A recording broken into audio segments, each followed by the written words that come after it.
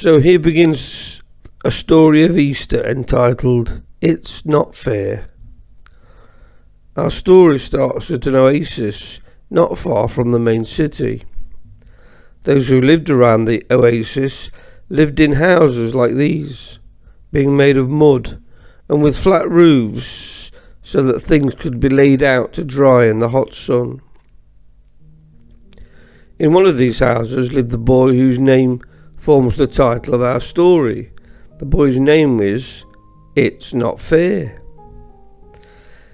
Now, he hadn't always been named It's Not Fair, but had acquired the name because one of his favourite phrases was, "It's not fair."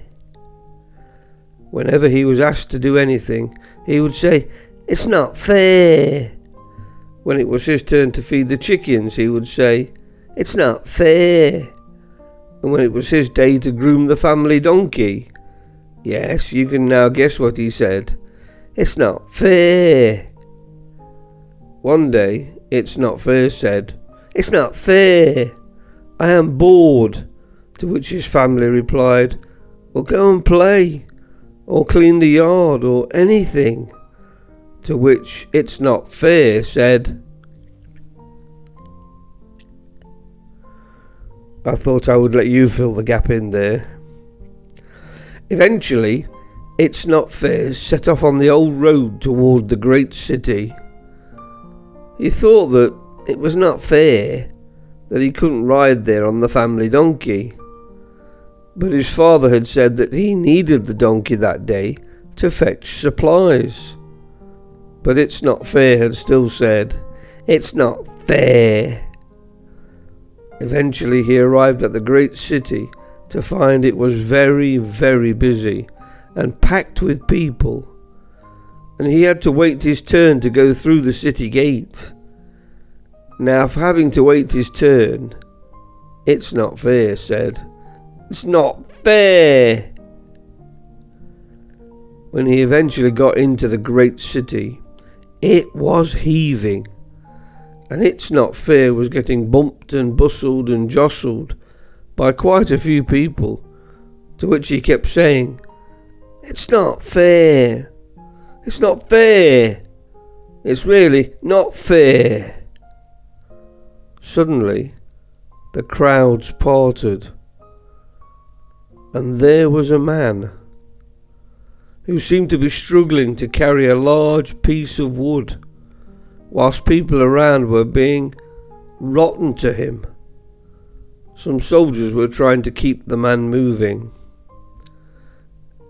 Now, It's Not Fair expected the poor man to say, "It's not fair," but he didn't.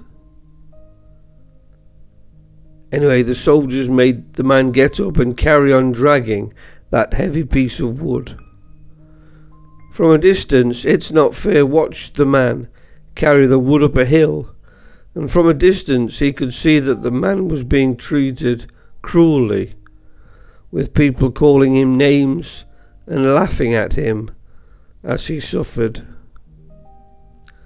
Surely, thought It's Not Fair, the man will shout back at people, and surely he will shout out that it's not fair, because, well, it wasn't fair. Finally, the man being treated so badly did shout something as loud as he could manage, and It's Not Fair listened as hard as he could, and he heard the man shout, "Father, forgive them, for they don't understand what they are doing. Father, forgive them, for they don't understand what they are doing."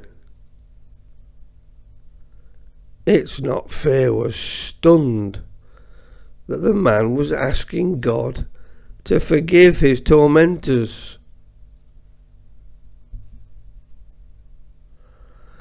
It's Not Fair walked sadly home that day, and funnily enough, as he did, the sky darkened and the rain fell and fell. On the journey home, he heard from some travellers that the poor man had died that day, and his body was now laid in a cave tomb watched over by some Roman soldiers. Well, that is almost the end of the story of It's Not Fair, except to say two things.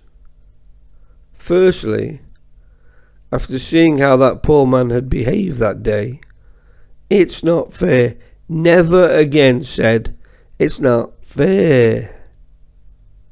Well, almost never anyway.